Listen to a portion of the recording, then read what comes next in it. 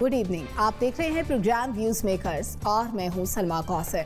नाजरीन, chief justice Islamabad high court ने bar council को एक पुरशिकवा खत लिखा है जिसमें 8 फरवरी के वाक़े के हक़ाइक़ का जिक्र करते हुए इसे सुप्रीम कोर्ट हमले से भी बड़ा वाक़या करार दिया है और कानून की हुक्मरानी से मुतालिक उन्हें अपनी जिम्मेदारी की यकीन दहानी करवाई है। दूसरे सेगमेंट में बात करेंगे कि टैक्स पॉलिसी यूनिट का क़याम अमल में लाया गया है, क्या ये इस्लाहात रेवेन्यू के लिए सूदमंद साबित होंगी, और आखिर में बात नवाज शरीफ की वापसी से मुतालिक हुकूमती संजीदगी की। इन्हीं तमाम तर मामलात पर बात करने के लिए हमेशा की तरह हमारे 5 तज्ज़ियाकार हमारे साथ मौजूद हैं। Lieutenant general retired Amjad Sheikh sahab हमें ज्वाइन कर रहे हैं, नासिर बेग चुगताई साहब हमारे साथ मौजूद हैं, मोना आलम, सैयद समर अब्बास और इब्राहिम राजा भी आज के प्रोग्राम में हमें ज्वाइन कर रहे हैं। बहुत शुक्रिया तमाम मुअज़्ज़ज़ मेहमानों के वक्त का। Chief justice Islamabad high court ने वकला तंजीमों को कानूनी जिम्मेदारियां याद दिलाते हुए कानून की हुक्मरानी यकीनी बनाने के लिए जिम्मेदारियां निभाने की ताकीद की है। चीफ जस्टिस अतर मिनुल्लाह ने पाकिस्तान बार काउंसिल और इस्लामाबाद बार काउंसिल के चेयरमैन को खतूत लिखे हैं। चीफ जस्टिस ने इस वाक़े का मुआजना 1997 में सुप्रीम कोर्ट पर होने वाले हमले से किया और इससे भी ज़्यादा संगीन वाक़या करार दिया है। हमारा अपने तज्ज़ियाकारों से सवाल ये है कि क्या तंजीमें भी चीफ जस्टिस को मुस्बत जवाब देंगी? नासिर बेग चुगताई साहब, आप दे या ना दे, वो कार्रवाई तो उनके खिलाफ लाजमी तौर पे होनी चाहिए। मतलब कानून की हुक्मरानी और अदालती बालादस्ती, ये सारे मतलब उसूल कहाँ चले गए? हम लोगों के लिए सारे उसूल होते हैं, खुद अपने लिए लोग उसूल नहीं कर पाते। मेरा ख्याल है हम कोई गलती हुई है इस माशरे से, इतनी भयानक गलती हुई है कि ये लोग अब जजों पर हमले करने लगे। इस्लामाबाद हाई कोर्ट तक तो पहुँच गए, सुप्रीम कोर्ट तक ही पहुँच जाएंगे। एक बार तो पहुंच गए थे, दूसरी बार ही पहुंच जाएंगे। इनका जवाब से मुझे कोई गर्ज नहीं, क्या जवाब देंगे। ये यकीनी तौर पर अभी भी कोशिश कर रहे हैं कि चीफ जस्टिस से बात कर लें, माफ़ी मांग लें, माफ़ कर दें, आइंदा नहीं करेंगे। बच्चे हैं तो बच्चों को सीधा करना पड़ता है बाज़ औक़ात, मेरा ख्याल है। और हमें भी सीधा किया गया, कई बार हम भी सीधे हुए, और लेकिन बुजुर्ग सीधे करते हैं। तो अदालत का जो काम है, मेरा ख्याल है इंसाफ की फराहमी है। देखना ही है कि कोई गलत बंदा ना इस पे पिस जाए। जैसे कि चीफ जस्टिस ने कल कहा कि आप पुलिस वाले बेगुनाहों को पकड़ रहे हैं, उन्हें मुझे पता है कौन कौन लोग जिम्मेदार हैं।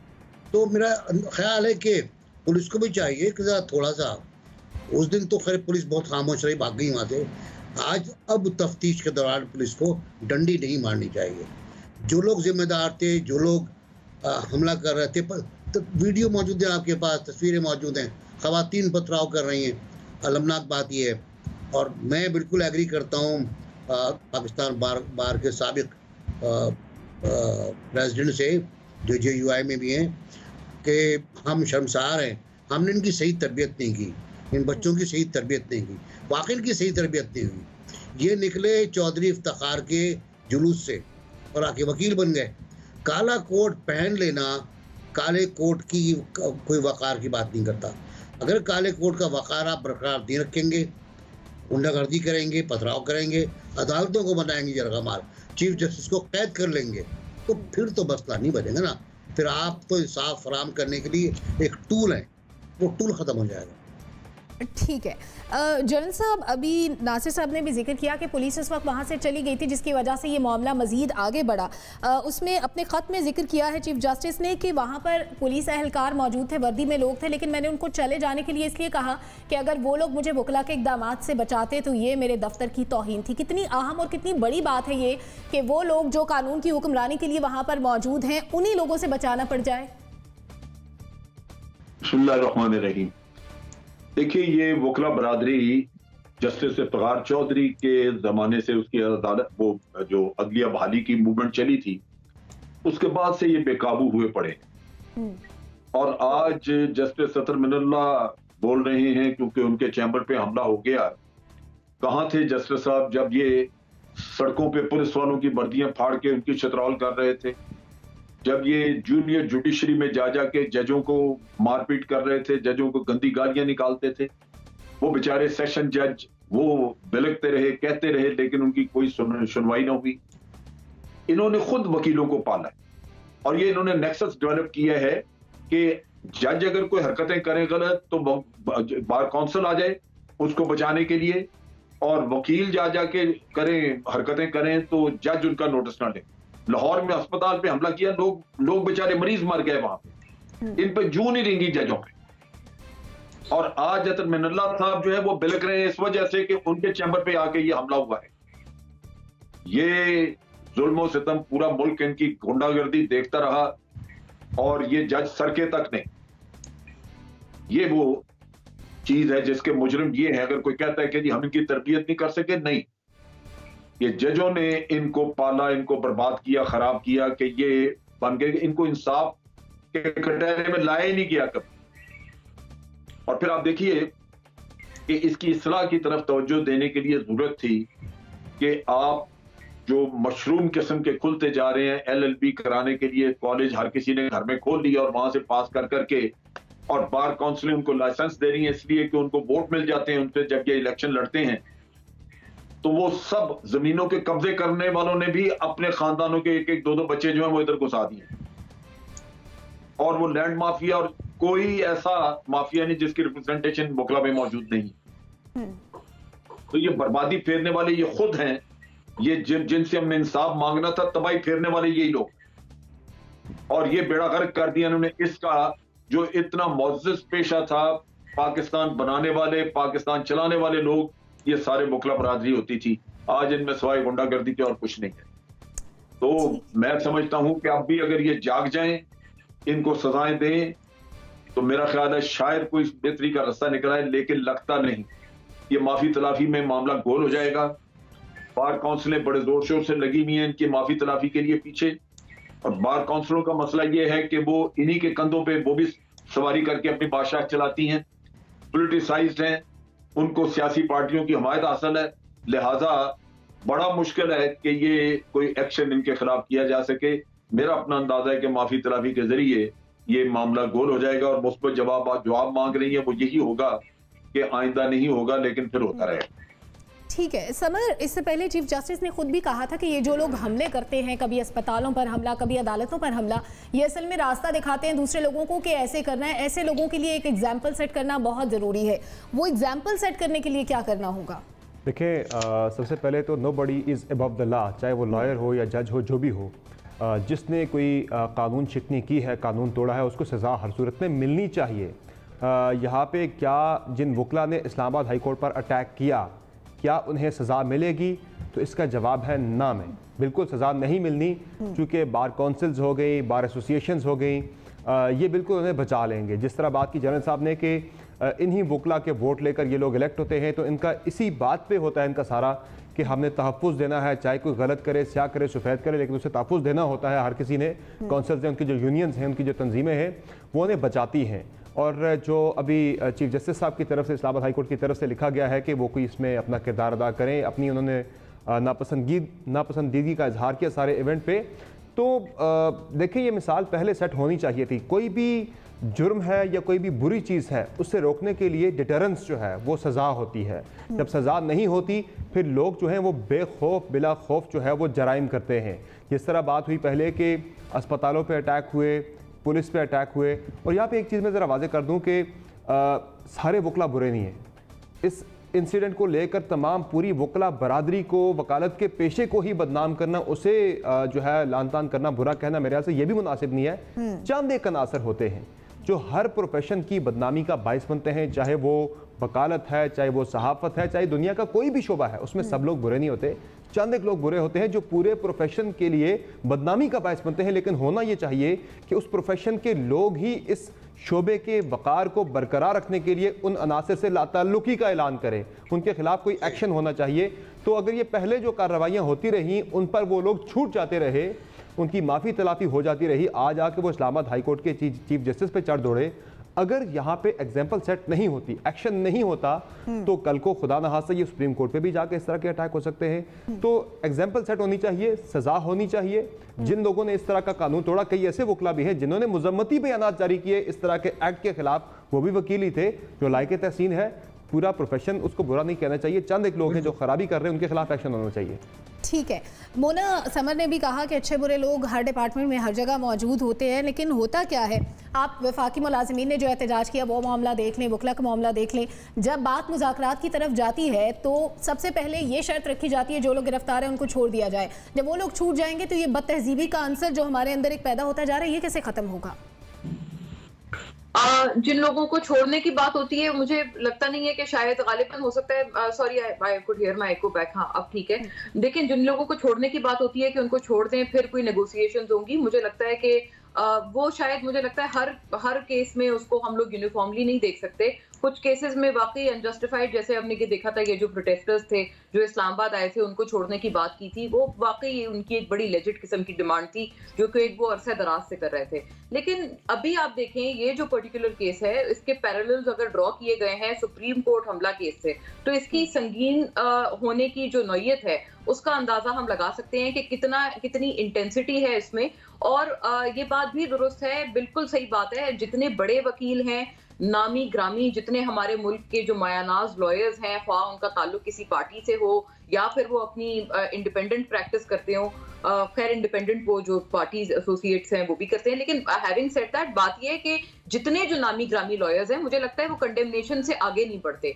जितने जज हजरात हैं वो भी आज से पहले कंडेमनेशन से आगे नहीं बढ़ते। सिर्फ मजम्मत की, एक वाकये की कहा हमारा इससे ताल्लुक नहीं है, मुझे लगता है कि नाकाफी है। आपको इससे आगे बढ़ना होगा, और अगर आप इसके पैरेलल्स इतने पुराने सुप्रीम कोर्ट अटैक से ड्रॉ कर रहे हैं तो इसका मतलब आप खुद क्या ये बात नहीं कह रहे कि आपने उस मामले को भी गालिबन उतनी सीरियसनेस से नहीं लिया जितना लेना जाना चाहिए था, या आपने उसके ऊपर वो रिक्वायर्ड एक्शन नहीं किया जो कि होना चाहिए था।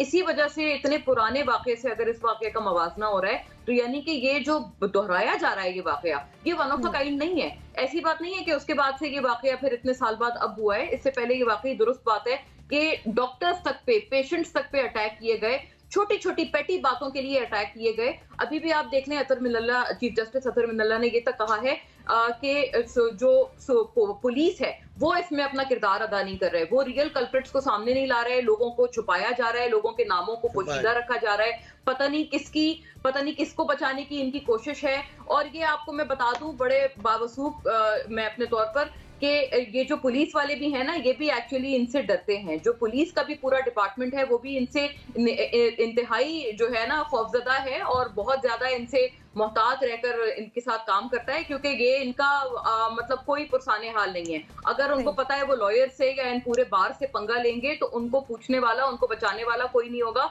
और उनका अंजाम भी आगे जाकर बहुत बुरा होगा। तो यानी कि ये तो एक सिस्टम है ना, ये तो एक पूरे सिस्टम के तहत इनकी पुष्टपनाही की गई है। इस सिस्टम को तोड़ना होगा। मजम्मत से आगे बढ़े, मजम्मत हमने बहुत सुन ली है, थैंक यू वेरी मच।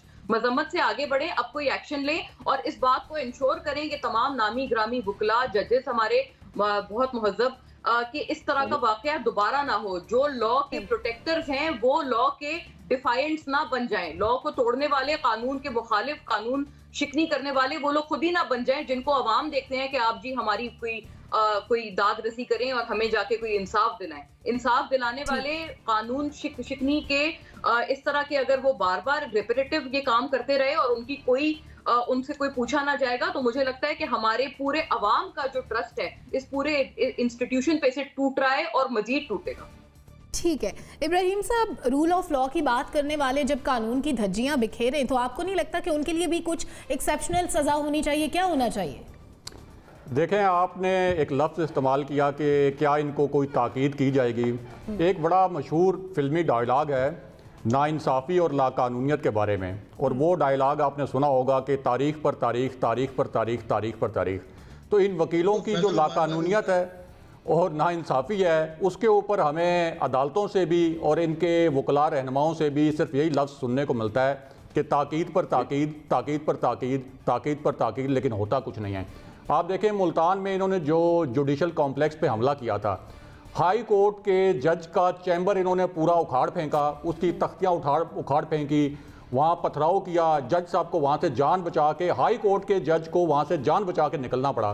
तो क्या हुआ? उस वक्त भी यही हुआ कि जी अच्छा इनके खिलाफ कार्रवाई होगी, ताकीद की गई एक, लेकिन वो ताकीद जो है वो उसका कोई नतीजा नहीं निकला।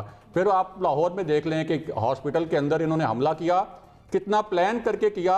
और उसमें भी वो एक वकील जो वो फिल्मी डायलॉग बोल रहा था, वो फिल्मी डायलॉग मैं दोहरा भी नहीं सकता कि तू तो गए हो, इस किस्म के जो वो बोल रहा था, उसके खिलाफ क्या कार्रवाई हुई।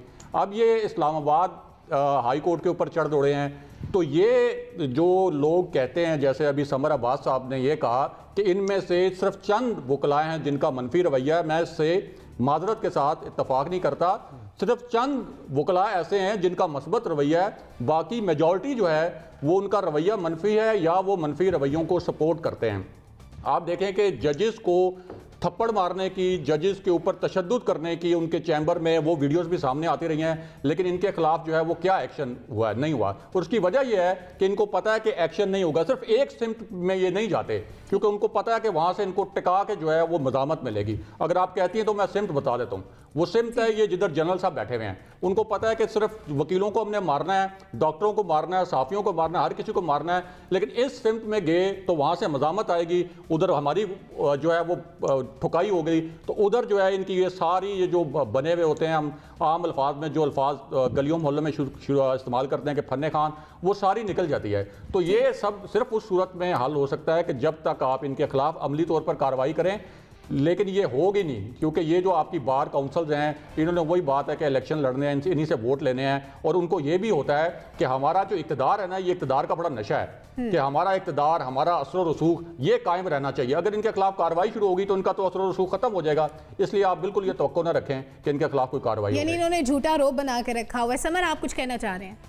देखिए, मैं तो इस पर यही बात कहना चाह रहा था कि ये जो एग्जाम्पल सेट अगर नहीं होती तो फिर ये काम बढ़ता रहेगा। और अब मेरे ख्याल से ये टाइम है कि एग्जाम्पल सेट करनी चाहिए, चूँकि जो पैरेलल आज ड्रा किया है chief justice Islamabad high court ने कि जो वो 97 वाले अटैक का हवाला दे रहे हैं, तो वहाँ पे अटैक करने वाले कुछ लोगों के खिलाफ कार्रवाई हुई थी। सिद्दीकुल फारूक साहब आज भी देखें आप, लाइफ बैन है, वो इलेक्शन नहीं लड़ सकते, कार्रवाइयाँ हुई थी वहाँ पे, एक्शन हुआ था। उसके बाद किसी पार्टी के अंदर हिम्मत नहीं हुई को जाके वो किसी अदालत पे, सुप्रीम कोर्ट पे अटैक करे। जुडिशल कॉम्प्लेक्स, इधर भी अगर होती है, सुप्रीम कोर्ट की बात नहीं कर रहा, नहीं ये जो chief justice Islamabad high court बात कर रहे हैं ना कि उस पुराने वाक़यात के साथ जब वो सुप्रीम कोर्ट के अटैक के साथ जब वो कंपेयर कर रहे हैं, मवाजना कर रहे हैं उसका कि ये उस तरह का अटैक था, तो वहाँ पे एग्जाम्पल सेट हुई थी।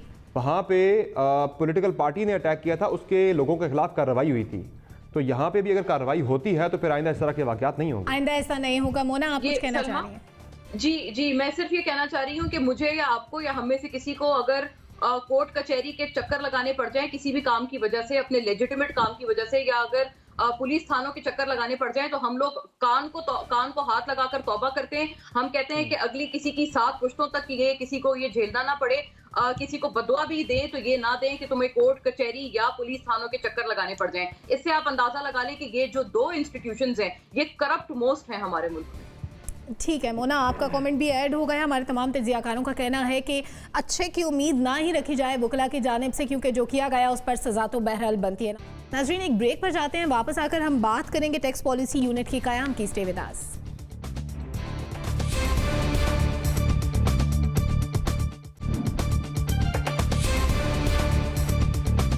नाज़रीन, वज़ीर ख़जाना डॉक्टर हफीज़ शेख ने FBR से पॉलिसी साजी के इख्तियारात वापस लेते हुए वज़ारत ख़जाना में टैक्स पॉलिसी यूनिट के क़याम की मंजूरी दे दी है।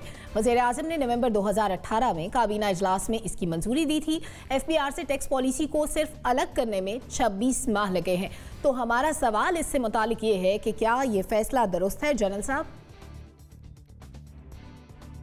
देखिए, मेरा अपना अंदाजा है कि ये फैसला इनको इस तरह करना नहीं चाहिए था। एक तो खैर बड़ा लग गया, लेकिन दूसरी बात ये है कि एक तो जो हमारा BR है वहाँ एक्सपर्टीज मौजूद है। गवर्नमेंट को सिर्फ अपनी गाइडलाइंस देनी चाहिए उनको कि आप इसको पॉलिसी इस तरह बनाएं। अगर आप अदारों को कमजोर कर दें और वो पॉलिटिकल अपॉइंटेड जहाँ बैठे हुए हैं वहां ले जाएं ये चीजें, तो उसमें इन्फ्लुएंस काम करना शुरू कर देगा।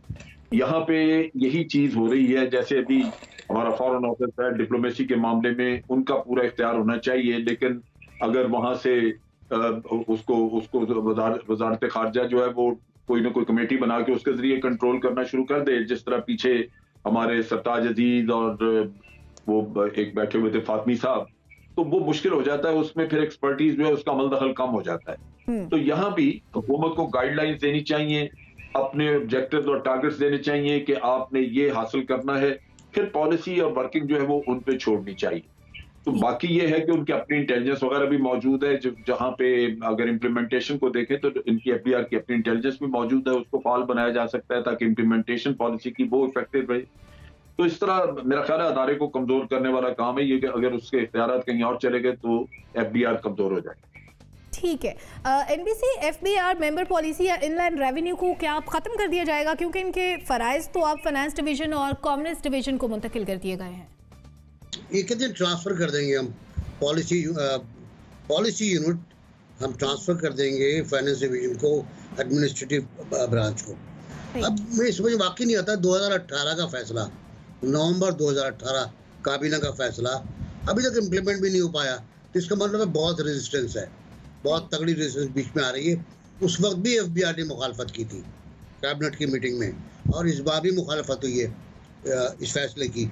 और मुझे समझ में ये नहीं आ रहा कि इसका बाइफिकेशन कैसे होगा। शब्बर जैदी का अगर आप इंटरव्यू सुन लें तो आपको अंदाज़ा हो जाएगा अंदर वो क्या रहा है, किस तरह एफबीआर ख़राब हुआ है, किस तरह उसकी कारकर्दगी गिरी है, किस तरह उस पर प्रेशर है कि इतने पैसे जमा करने ही करने हैं। तो जब टैक्स कलेक्शन आप दे देंगे एफबीआर को और टैक्स पॉलिसी आप दे देंगे फाइनेंस डिवीजन को, तो एक मतलब तजाद पैदा हो जाएगा, बहुत ज़्यादा तजाद। बिल्कुल इस तरह जैसे आप एक प्रोडक्ट बनाएं और उस प्रोडक्ट को दो आदमी मिलकर बनाते हैं, तो उसको एक को अलग कर दें आप और दूसरे से कि तू अकेला बना और तुम जाए गली साफ करो, तो वो मुमकिन मुझे लगता नहीं। रेजिस्टेंस आएगी, आ रही है, और शायद ये इतने बड़े नताइज न दे पाए। ये इतराफ़ शिकस्त है इस बात का कि हुकूमत एफबीआर को रिफॉर्म नहीं कर पाई, और अगर एफबीआर को रिफॉर्म नहीं कर पाई हुकूमत, तो हुकूमत को गौर करना चाहिए कि डॉक्टर इशरत क्यों परेशान रहते हैं, शब्बर जैदी क्यों परेशान रहते हैं, क्या बातें ऐसी जो वो कहते हैं उन पर अमल नहीं होता और उनको इम्प्लीमेंट नहीं किया जाता। इस पर भी तो एक इंक्वायरी होनी चाहिए कि हालात क्या हैं अंदर के। तो मुझे लगता नहीं इससे कोई फ़ायदा होगा, शायद क्यों बढ़ जाए। ठीक है इब्राहिम साहब, टैक्स पॉलिसी यूनिट अगर वजारत तिजारत के तहत काम करता है, उसके अंडर काम करता है, तो क्या इससे कोई डिफरेंस पैदा होगा? देखें, एफबीआर का जो स्ट्रक्चर है इसके अंदर बड़े बड़े गुरु ऑफिसर बैठे हुए हैं और बड़े बड़े तजर्बाकार लोग बैठे हुए हैं, और उसका जो एक कल्चर है एफबीआर के इदारे का कि वो तो बाहर से कोई चेयरमैन आ जाए उस चेयरमैन को बर्दाश्त नहीं करते, और ऐसी ऐसी लॉबिंग होती है और ऐसी ऐसी साजिश होती है, और उस चेयरमैन को नाकाम करने के लिए ये जो बाहर से आया हो कि ऐसी ऐसी साजिश होती है कि आखिर उसको थक हार के छोड़ के जाना पड़ता है, हमारे सामने भागता है, वो बेचारा अपनी इज्जत बचाता है कि यहाँ तो ये मुझे नाकाम कर रहे हैं लेकिन अल्टीमेट रिस्पॉन्सिबिलिटी मुझ पे आ जाएगी कि मैं नाकाम हुआ हूँ। तो इसलिए ये जो फैसला है इन्होंने अपनी तरफ से इस्लाहात के लिए किया है, लेकिन लगता नहीं है कि इसका जो है वो कोई फ़ायदा होगा, और एफबीआर के अंदर से आप देखेंगे कि इनडायरेक्टली इसके ऊपर जो है बहुत ज़्यादा मज़ाहमत आएगी।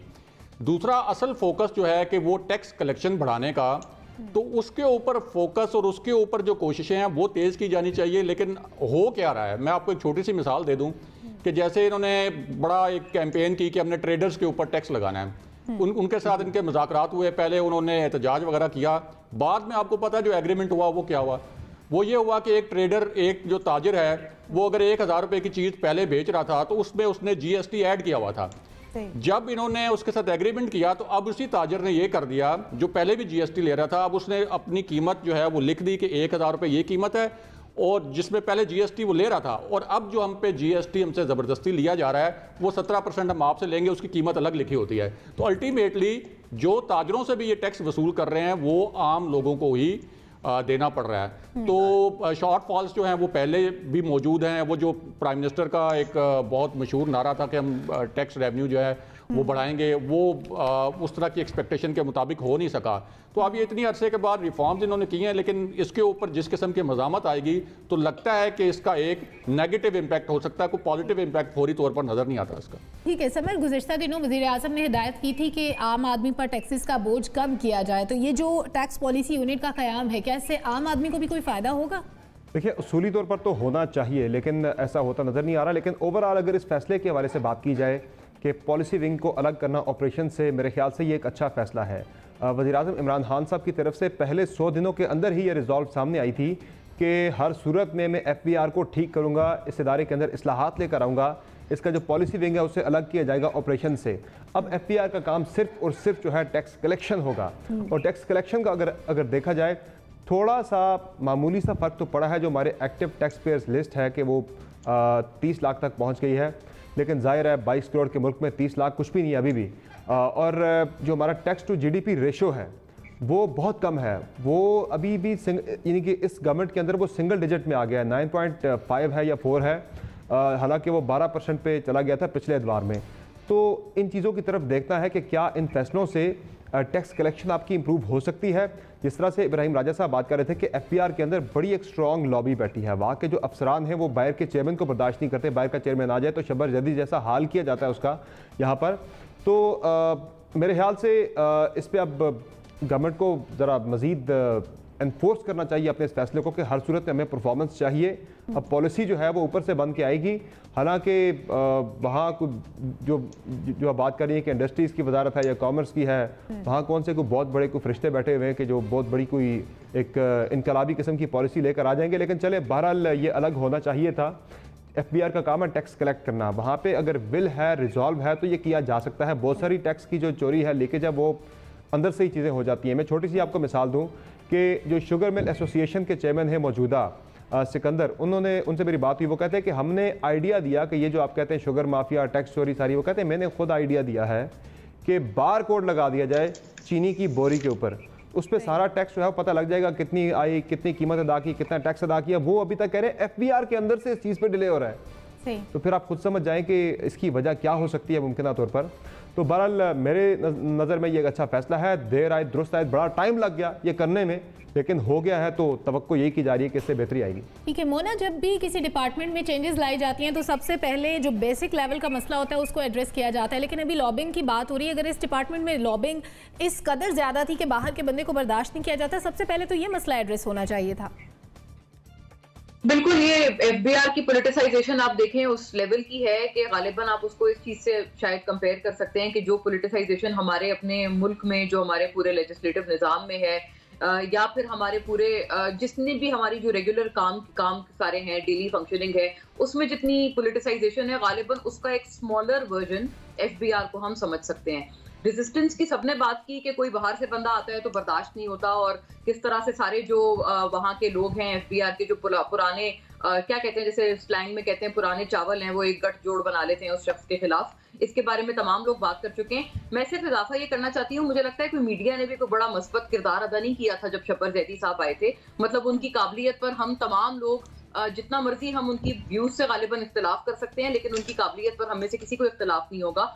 लेकिन उसके बावजूद बहुत मुझे लगता है मीडिया ने भी बड़ा मनफी किरदार अदा किया था, जो कि पूरा एक समझें, जाहिर है किसी बंदे को अगर स्टेप बैक करना पड़े और ऐसा फैसला लेना पड़े, आए बड़े रिजॉल्व के साथ फिर पीछे हटना पड़े, तो दैट टेक्स अ लॉट, मतलब बहुत कुछ लगता है उसमें। मुझे लगता है उसका किरदार, उसमें एक बहुत फ्रैगमेंट जो है वो मीडिया ने भी एक अच्छा खासा अदा किया था। प्राइमरीली देखें, मुझे लगता है ये एक अच्छा फैसला है, मुझे इसमें कोई शक नहीं है। पॉलिसी मेकर्स का काम है पॉलिसी बनाना। वहां पर जो लोग, जो अफसरान बैठे हैं या जो वंस अगेन जो पुराने चावल बैठे हैं, गालिबन ये कि उनका पॉलिसी मेकिंग से दूर दूर तक कोई वास्ता नहीं है, बल्कि वो तो पॉलिसी इंप्लीमेंटेशन भी नहीं कर सकते हैं। पॉलिसी वो बनाते हैं जो उनको खुद सूट करती है, और पॉलिसी की इंप्लीमेंटेशन भी वो करते हैं जो कि उनके अपने जेब के गालिबन मफाद में हो, मे बी ये सही टर्मिनोलॉजी है इनको मुखातिब करने के लिए, तो वो वही करते हैं। इनको हरासा करना, लोगों को आए दिन इनको नोटिस भेजना बेजा तौर पर, ये मतलब रोज का मामूल है, और इसी वजह से लोग डिस्करेज होते हैं। कोई टैक्स पेयर बनना ही नहीं चाहता, बुक्स में आना ही नहीं चाहता, इसी मनफी और डिस्करेजिंग रवैये की वजह से कि मतलब एक तो मैं टैक्स दूं, एक तो मैं अपने रिकॉर्ड्स आपके सामने नुमाया करूं, उसके बाद आप उसको एक्सप्लॉइट करें मेरे खिलाफ और आप मुझे उसको हैरेस करें, आप मुझे उसकी बुनियाद पर, तो कोई भी नहीं बनना चाहेगा। इससे कहेंगे कि भाई चलें ठीक है, आप अपने टैक्सेस अपने पास रखें, मैं भी अपनी बुक्स अपने पास रखता हूँ, लेट्स पार्ट आर वेज, हाँ चलें अपने रास्ते जुदा कर लेते हैं। तो जाहिर है फिर यही होगा और यही होता आया है।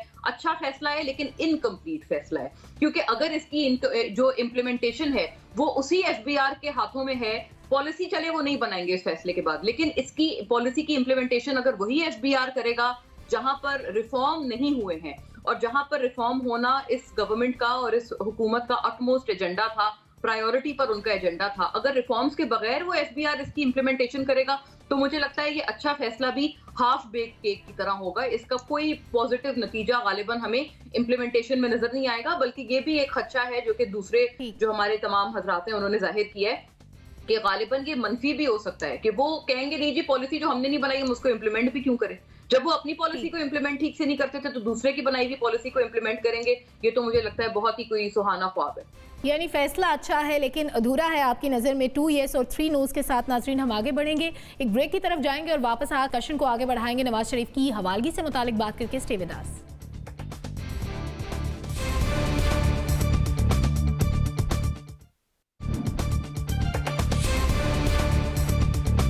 वेलकम बैक नाज़रीन। साबिक वज़ीर-ए-आज़म नवाज शरीफ से मुतालिक बरतानिया से अहम पेशरफ सामने आई है। बरतानवी दफ्तर खारजा ने यह कहा है कि नवाज शरीफ की हवालगी अब भी मुमकिन है अगर दरख्वास्त बाज़ाब्ता और मुनासिब चैनल्स के जरिए की जाए। तो हमारा सवाल ये है कि नवाज शरीफ की हवालगी जो है वो अगर इस तरह दरख्वास्त से मुमकिन है तो क्या हुकूमत नवाज शरीफ की वापसी में संजीदा नहीं है? नासिर बेग चुगताई साहब। देखिए, नवाज शरीफ साहब के लिए तो सबसे बेहतर काम ये हो कि वो वापस आ जाए।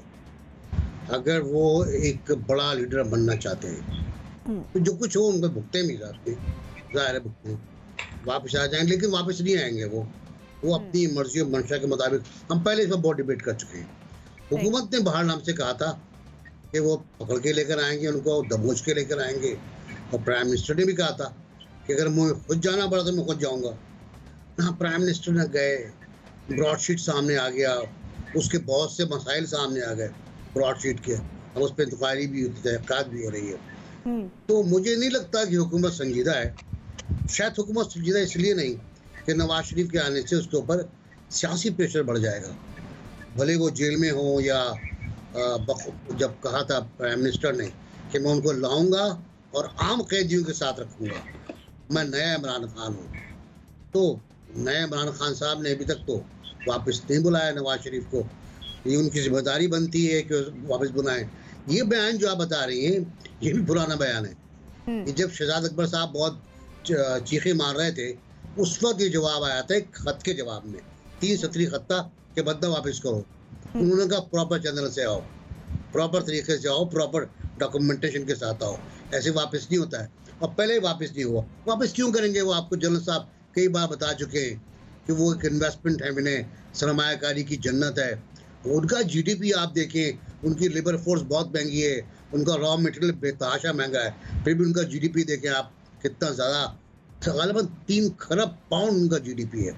और उसके बाद 80 बिलियन पाउंड्स की उनके सरमायाकारी हुई है 2017 में, सिर्फ जो हमारे डॉक्यूमेंट हैं 2017 में 80 बिलियन की सरमायाकारी हुई है, और वो भी ऑफशोर में हुई है। तो ठीक है, मजे हो रहे हैं, ना वो वापस करेंगे, ना वापस लेंगे, ना वो आएंगे।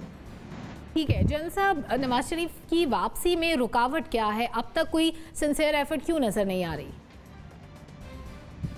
देखिए, रुकावट वही है जो बरतानिया में मौजूद है। रुकावट बरतानिया की एक तारीख है। बरतानिया का अगर आप पूरा देख लीजिए, पिछले अगर 20 साल का भी निकाल के उनके देख लीजिए फिगर्स, बहुत कम है कि उन्होंने कभी किसी का आदमी वापस किया हो।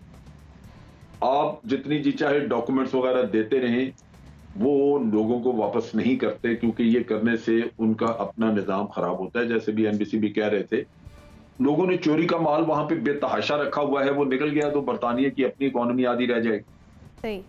जो वहां पे कारोबार जितना भी है इसका रियल एस्टेट का, वो चोरी के पैसे पे चल रहा है।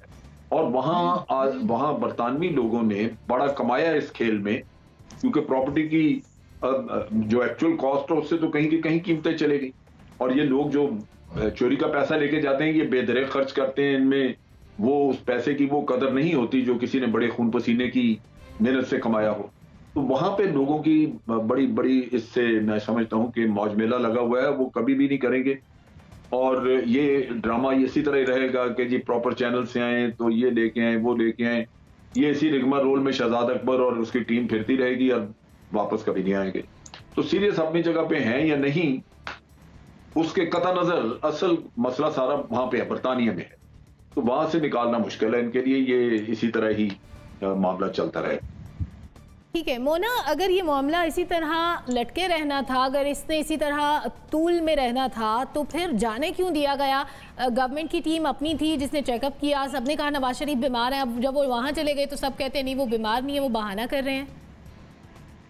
ये वो सवाल है जिसका किसी के पास जवाब नहीं है, ना ऑपोजिशन के पास है और ना गवर्नमेंट के पास है। लेकिन आपका जो प्राइमरी क्वेश्चन है ना, देखें बरतानिया की हम बात कर रहे हैं, नवाज शरीफ साहब तो चले उनके ऊपर फाइनेंशियल इल्जामात है ना, वो फाइनेंशियली रिक्वायर्ड हैं, फाइनेंशियल इल्जामात की वजह से रिक्वायर्ड हैं, पाकिस्तानी कोर्ट्स को इस वजह से दरकार है। लेकिन उनको आप छोड़ें, आप MQM लंदन के जो सरबराह हैं आप उनकी मिसाल ले लें, जिनके ऊपर बाकायदा कत्ल के मुकदमात हैं, तकरीबन साबित हो चुके हैं, मामला तकरीबन समझे ऑलमोस्ट डन हो गया है। क्या किया बरतानिया ने उनको? किया आपको वापस? आप सुनते रहते हैं रेड वारंट जारी करेंगे, ये करेंगे, वो करेंगे, कुछ भी नहीं होता। तो ये तमाम चीजें तो मुझे लगता है ऐसी कहने वाली बातें हैं और ये सिर्फ स्टेटमेंट ही है। जाहिर है कोई डिप्लोमेटिक तौर पर कोई स्टेटमेंट देना पड़ता है ना, बरतानिया एक बहुत बड़ा मुल्क है, एक बहुत बड़ी जमहूरियत है, उनको कोई ना कोई डिप्लोमेटिक स्टेटमेंट देना पड़ता है अपना पल्ला छुड़ाने के लिए। उन्होंने छुड़ा लिया, ठीक है, उसको उसी मद में मुझे लगता है कंसिडर किया जाए। हाँ, अलबत्ता मेरी एक ऑब्जर्वेशन जरूर है कि पिछले काफी रोज से मैं ये देख रही हूँ कि ना अपोजिशन की तरफ से कोई ऐसा तस्करा हो रहा है नवाज शरीफ साहब का जैसे कि हुआ करता था, और ना गवर्नमेंट की तरफ से ऐसा कोई तस्करा हो रहा है जैसे कि हुआ करता था कि उनको वापस लाया जाएगा। ना वो तस्वीर वायरल की जा रही हैं सोशल मीडिया पर, काफी अरसे हो गए, काफी रोज हो गए। हमें तो अब आदत हो गई थी कि कुछ हफ्ते बाद एक नई तस्वीर, फ्रेश तस्वीर सोशल मीडिया पर जनाब नवाज शरीफ की वायरल की जाती थी, फिर उस पर एक अलग खींचातानी शुरू हो जाती थी, गवर्नमेंट की, ऑपोजिशन की, आपस में लगे रहते थे, ट्वीट और ट्वीट दर ट्वीट होता था, कोर्ट होते थे वगैरह वगैरह। तो वो चीजें भी हमने देखा है काफी हद तक वो कम हो गई हैं। तो मुझे लगता है गौर तलब बात तो दरअसल ये है, बरतानिया का बयान तो आप सिर्फ बयान की हद तक देखें, लेकिन गौर तलब बात ये है कि ना तस्वीर वायरल हो रही हैं और ना गवर्नमेंट की तरफ से अब कोई ऐसा बयान हमने कोई रिसेंट रोज में देखा है कि उनको वापस लाया जाए या हम बरतानिया से रुजू कर रहे हैं वगैरह वगैरह। तो ये भी मुझे लगता है एक गौर तलब बात है और असल सवाल तो ये है। ठीक है ठीक है इब्राहिम साहब, एक ट्रेंड सेट होने की हमने बात की, पहले बोखला के मामले में भी, यहाँ पर भी एक एग्जाम्पल सेट हो रही है कि लोग जुर्म करते हैं, भाग जाते हैं, वापस बुलाने के लिए सिंसियर एफर्ट्स नहीं होती। क्या मुस्तकबिल में भी हम इस तरह की उम्मीद रखें कि लोग इसी तरह से भागते रहेंगे और हम उनके लिए कुछ नहीं करेंगे? 50 सेकेंड्स प्लीज़।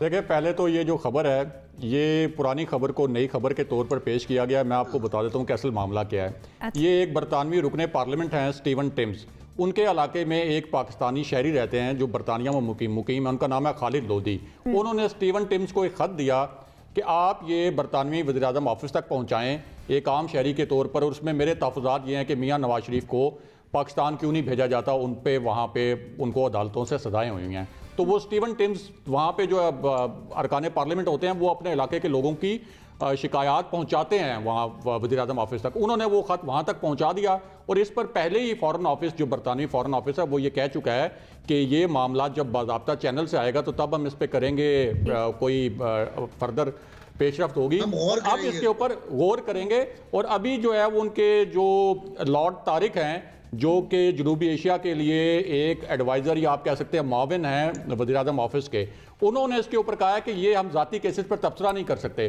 तो उसको इतना बढ़ाकर ये खबर को पेश किया गया, ये वही पुरानी खबर है। और दूसरा, बहुत कम है, लास्ट मिनट है, ठीक है आप बात कंप्लीट कीजिए। जी, दूसरा ये है कि वो उनके क्राइम अदालतों ने फैसले करने हैं, लेकिन पाकिस्तान के अदालती निज़ाम के ऊपर भी जिस तरह से पॉलिटिकल विक्टिमाइजेशन होती है वो भी हमें पता है कि व्हाट्सएप के ऊपर यहाँ JIT बन जाती है, आधी रात को हनीफा बाची को उम्र कैद हो जाती है, तो इस वजह से भी ये मामला जो है वो डिले हो जाते हैं। ठीक, समर जी, मैं तो ये कह रहा हूँ कि हम इस टॉपिक को डिस्कस ही क्यों कर रहे हैं, ये तो एक नॉन इशू है, चूँकि वज़ीर दाखिला शेख रशीद साहब बड़ा क्लियरली कह चुके हैं कि मियाँ नवाज शरीफ को वापस नहीं लाया जा सकता, चूँकि हमारा मुलजमान की हवालगी का मुआहिदा ही नहीं है बरतानिया के साथ, एक्स्ट्रेडिशन ट्रीटी ही नहीं, तो फिर मियाँ नवाज शरीफ कैसे वापस आएंगे? मैंने पिछले हफ्ते प्राइम मिनिस्टर से कोटली में यह सवाल किया था जलसे के बाद कि क्या मियाँ नवाज शरीफ को वापस ला सकेंगे, तो प्राइम मिनिस्टर ने कहा था हम कोशिश करेंगे, कोशिश कर भी रहे हैं, देखेंगे क्या होता है। और इस पर मुझे नहीं लगता, चूँकि एक अहम हुकूमती शख्सियत से मेरी बात हुई थी, उन्हें बरतानवी हाई कमीशन के हुकाम ने बताया था कि हम मियाँ नवाज शरीफ को पाकिस्तान के हवाले नहीं कर सकते। हमने लेकिन इसके बावजूद बरतानवी दफ्तर खारजा ने ये कहा कि मुआहिदा ना होने के बावजूद अगर प्रॉपर चैनल से आया जाए तो फिर कोई कोशिश की जाती है। आपने कहा कि खबर पुरानी है इब्राहिम साहब, लेकिन खबर पुरानी होने के बावजूद नवाज शरीफ साहब अभी तक पाकिस्तान में नहीं है, इसलिए ये मामला डिस्कस करना जरूरी समझा हमने। प्रोग्राम का वक्त नाज़रीन खत्म है, इजाजत दीजिए, अल्लाह हाफिज़।